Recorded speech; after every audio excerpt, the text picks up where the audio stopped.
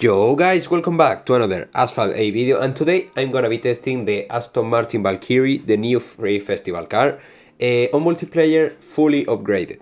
I would like to clarify that I got the car fully upgraded as reward from being the creator of the year. As many of you may notice, at the end I got selected as creator of the year, and one of the privileges were to get a few cars of my election fully upgraded. One of the cars were the Bugatti Veyron Super Sport, other the BMW M4 GTS, and among other cars, the Aston Martin Valkyrie, because I want to check this car multiplayer to show you guys if this car was really worth it or not. So that's why I decided to pick it, and Gameloft sent me the car fully upgraded, so now I'm testing it on multiplayer, so all of you guys can see how does this car perform on multiplayer. Also, I wanna say thank you to all of you guys, all the people who vote for me, not only on the Creator of the Year award, but also on the Soul of the Community award, which was other prize I got, not only the Creator of the Year.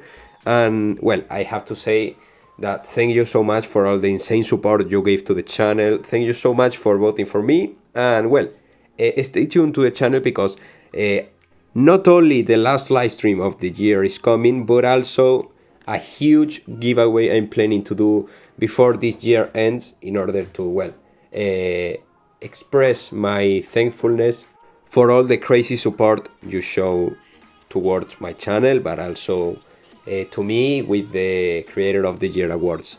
So now focusing on the car. This car does not has a really bad acceleration in comparison to other top class S cars like the Arash, for example, or also the Valhalla, which was the small brother of the Valkyrie. But also I have to say that the Valkyrie feels a way more consistent. It feels like more solid, I would say, not only on the nitro efficiency, which is a bit better than the Valhalla's one, but also on the acceleration, because I do really think that this car has a better acceleration than the Arash, than the Jesco, I will say also, and of course a way better acceleration than the Valhalla.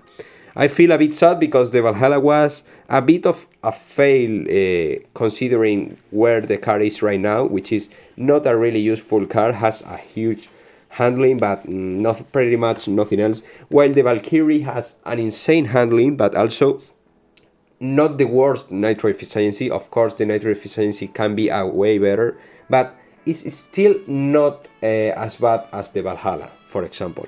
Also I have to say that this car handling is just so good. I feel really comfortable while driving this car, feels so smooth and also extremely light.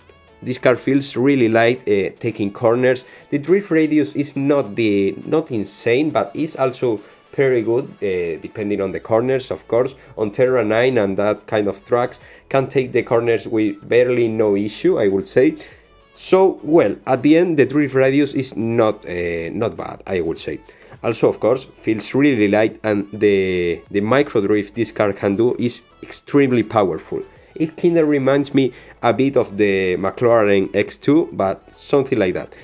Overall, I feel like this car is of course not as good as the Centenario, but also I do really think that this car has potential, not only as gauntlet car, depending on the track, could be extremely useful. I do think, in my opinion. Of course, it's not a car focused on events, because it's not the best. Centenario, as I say, is a way better.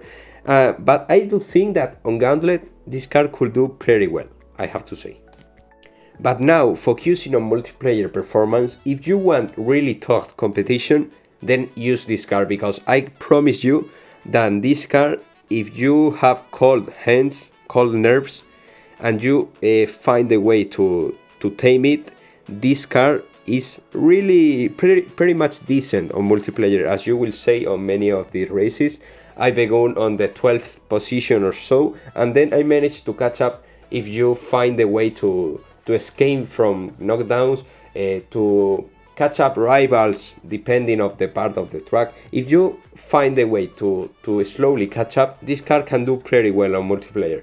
Of course, there are way better cars like the Jesco, the 300 Plus, but also if you want tough competition, if you don't want a car that can easily win on every single multiplayer race, then this car is a really good car for you. Because of course, if you want to win easily, you can use the Centenary or the Jesco, but if you want competition, you can use this car because it's a bit not as good as the Centenary or the Jesco or all the other top cars, top classes cars that you may use on multiplayer, and that gives the races a point of competition that with other cars you may not have. I don't know if I'm explaining well enough, but at the end, you can end first with this car, yes, as you may saw on some races, the Centenarios and other cars, you can catch up them, so at the end you need to tame the beast, you need to get the point of the Valkyrie, and once you get the point, you can have a lot of fun driving it, or at least that's what I help. Plus, as I said on my previous video, if you are considering going for this car, get the premium, because if you get the premium, you get the item that allows you to pay half of the fusion coin required, which at the end makes a bit more sense. The car is a bit cheaper, and also you can get more kits, not only on events, but also, well, you know, it's easier to upgrade if you get the premium, which is $10, which is not allowed in comparison to other premium passes. Well guys, hope you all enjoyed this video. Thank you so much for the insane support you gave to the channel. Stay tuned, enable notifications, because huge things are coming and I want you to be the first to notice them. So, with no more, bye bye guys. Oh, we've been here once before, so many words unspoken. You took my heart, it's already broken. You don't have to wait, I can take the pain. I will surrender, let me go on a new adventure.